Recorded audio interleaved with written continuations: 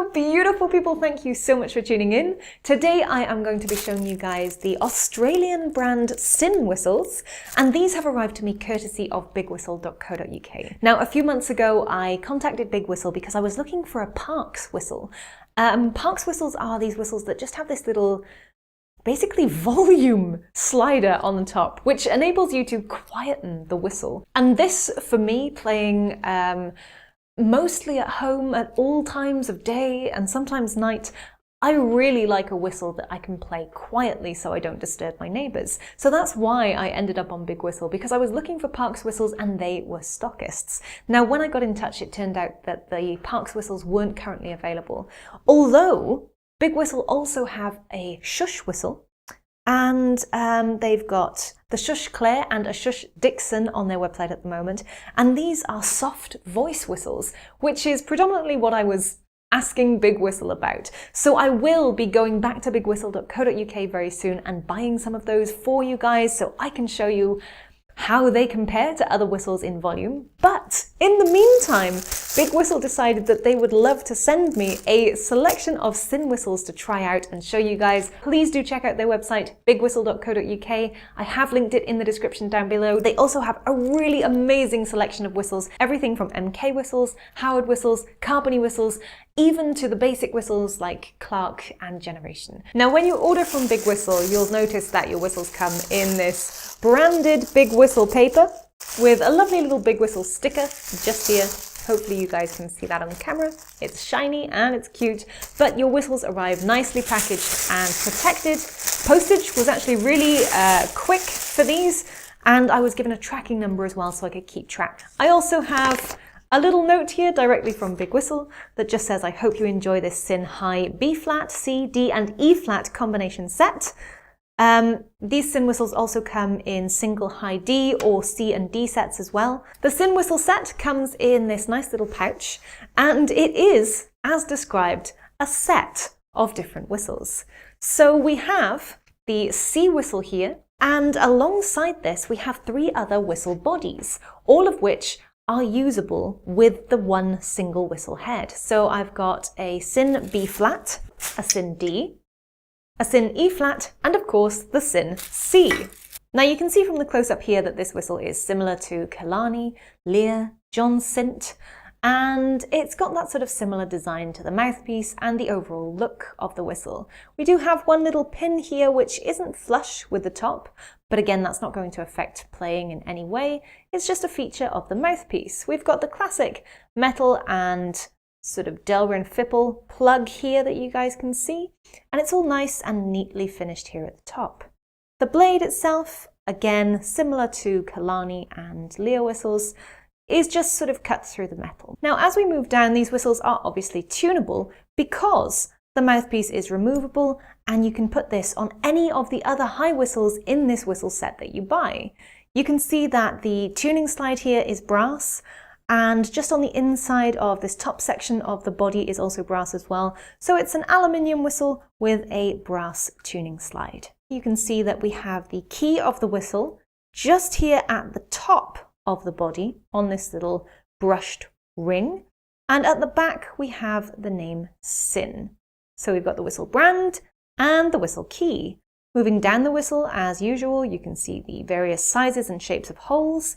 They're not particularly distant, obviously, because these are high whistles, and it's a straight bore whistle, nice and clean and neat at the bottom, and these do have a lovely little shine to them. Now if I show you all 4 whistle bodies here, you can see the E-flat, D, C and B-flat labels at the top here, and Syn written along the back side. And as I scroll down, you can see the shine on these. You can see all the various holes. The holes on the E-flat whistle do look rather large, but they're not difficult to cover at all. They're just a different shape to ensure that the whistles are completely in tune as you play. Now as I go down, you'll be able to see that each of these whistles, as they get lower in key, is longer in the body length. And again, that's to just hit the right pitch on the notes that you play on these particular whistles. Now, all of these bore sizes, as you can see, are the same diameter, and that is so that you can use this one single mouthpiece and interchange it between all the whistles in this set. And this makes the set more affordable because the mouthpieces tend to be the most expensive part of the whistle to make. It's the most complex part, requires the most effort, and of course, the most varied materials. So by using the one whistle head and having 4 different whistle bodies, you not only save a bit of money, but obviously it's a little bit more convenient to store as well. Now, as I've mentioned, these whistles are tunable because you can remove the mouthpiece, so you can adjust the tuning, and lengthening the whistle will make it flatter in pitch, and closing or shortening the whistle will make it sharper in pitch. So you will need to find the sweet spot for getting the whistle perfectly in tune. Obviously, this also has something to do with the way you blow and the amount of air you put in and how warmed up the whistle is for the temperature of room you're in, etc. But what I'm going to do now is play these whistles for you with raw sound, starting with the highest and moving down, so you guys can hear exactly how they sound.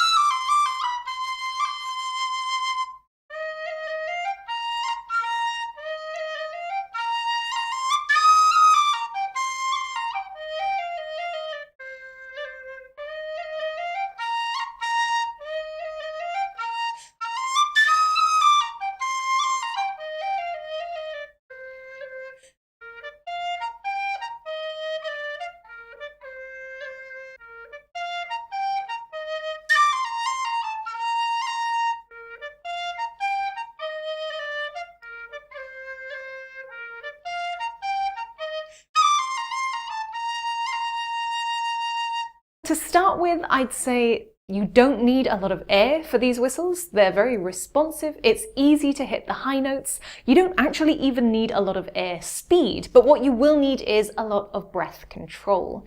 It doesn't take a lot to switch between the lower and higher octaves on these whistles or hit the very high notes, so you do need to be able to control the amount of air you're putting into the whistle. I think if you're a person who likes to put a lot of breath into a whistle, this might not be the ideal whistle for you, because you do need quite a small amount of air to play those lower notes smoothly and cleanly.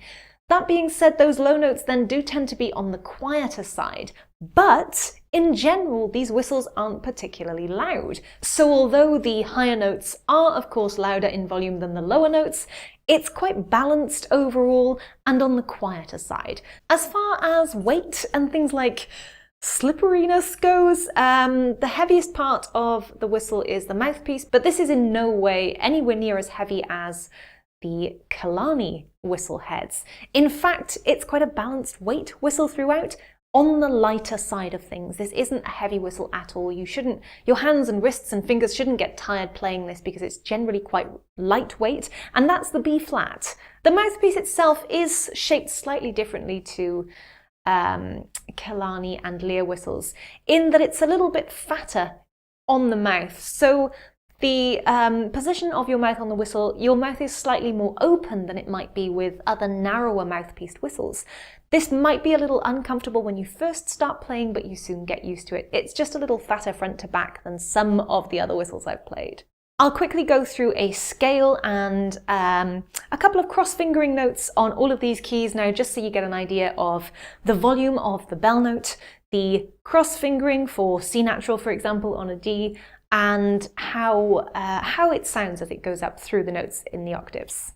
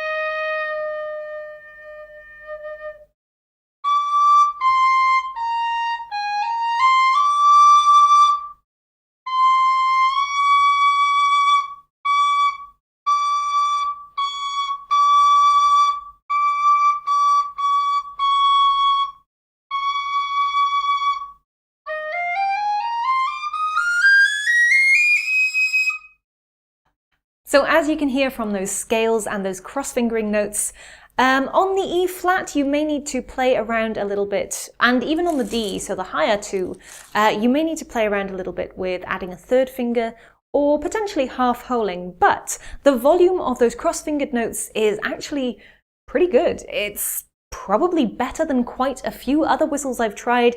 It's still clear and it still has a good amount of volume and is in keeping with the other notes. The cross-fingered notes tend to be a little softer or weaker than others, but on these whistles they don't seem to be. It is actually slightly easier to hit the higher notes on the two lower keys of whistle than it is the two higher keys of whistle, but that certainly wouldn't put me off the set. It's just getting used to giving that little extra push to hit the very high notes on an E flat, which is never easy if anybody's ever tried it. So that is it from me for today. I hope you guys enjoyed this review. These have been Syn whistles from bigwhistle.co.uk. Do check out their website for all sorts of amazing quality whistles, linked down in the description below. I hope you guys enjoyed this.